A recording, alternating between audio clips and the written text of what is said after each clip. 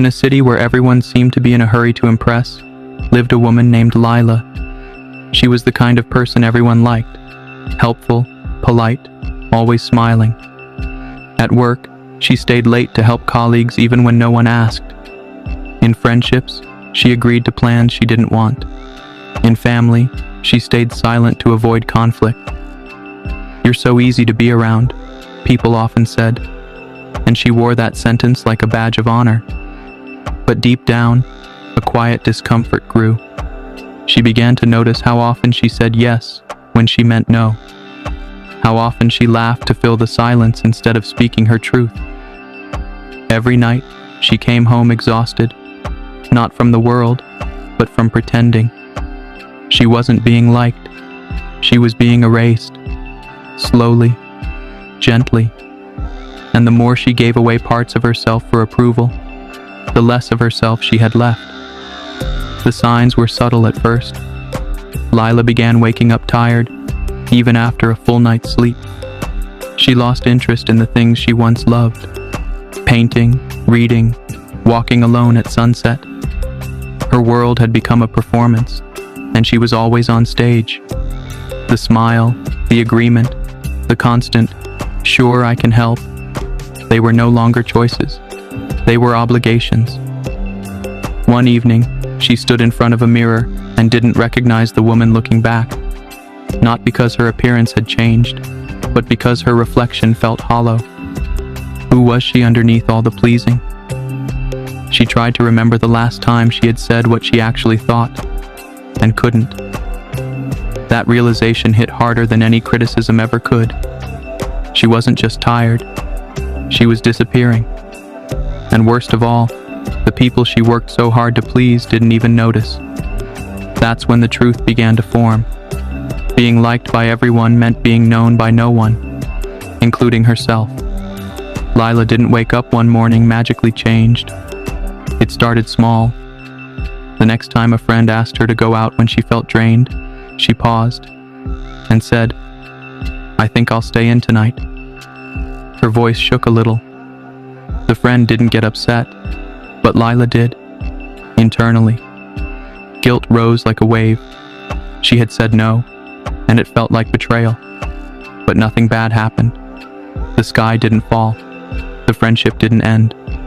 That moment lingered in her mind for days. She began to wonder if saying no didn't ruin things. What else had she been avoiding out of fear? If this story feels familiar, if you've ever given too much of yourself just to keep the peace, consider subscribing.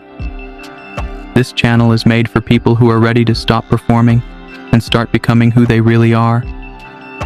Lila didn't become loud or rebellious, but she did begin asking herself one quiet question. Is this true for me? And every time she acted in alignment with that truth, no matter how small, she felt a piece of herself return. With each small no, Lila discovered something unexpected. Space. Space to breathe. Space to think before she answered. Space to ask, what do I really want? It was uncomfortable at first. Years of people-pleasing had trained her to prioritize others so quickly that her own voice felt foreign. But the more she leaned into discomfort, the more she began to feel real. Not perfect, not universally liked, but whole. Her relationships began to shift. Some people pulled away when she stopped being endlessly agreeable. They weren't used to boundaries. They liked the version of her who always bent to fit their needs, and letting them go hurt, but not as much as continuing to abandon herself. What surprised her most was who stayed, the ones who respected her truth, not just her compliance. Lila began to see that being liked isn't the same as being loved. Being agreeable isn't the same as being authentic. And living for others' comfort was a slow form of disappearing. Lila's world didn't become easier, but it became truer. She began making choices that aligned with who she was, not who she thought others needed her to be. When someone made a passive-aggressive comment, she didn't nervously laugh it off. She paused and responded with calm honesty.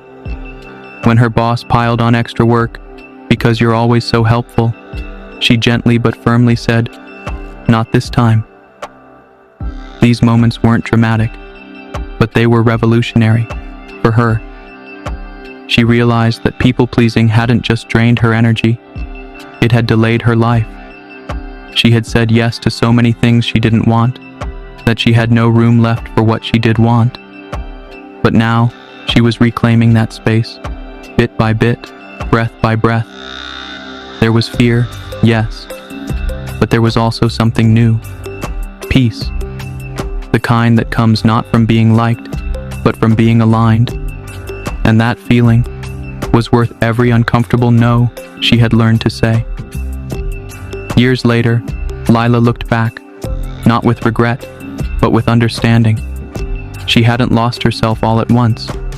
It happened slowly, smile by smile, agreement by agreement, until her truth was buried beneath layers of politeness and performance. But now, she had peeled those layers back, and what she found underneath wasn't broken. It was just waiting. Waiting for her to stop asking, "Will they like me?" and start asking, "Do I like me?" Her life was simpler now. Fewer people, deeper connections, clearer boundaries.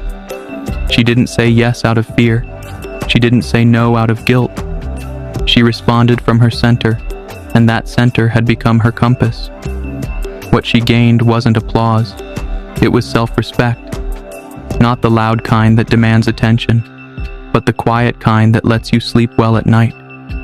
She didn't need to be everyone's favorite. She just needed to be her own. And now, ask yourself, are you being true to yourself, or just trying not to disappoint anyone?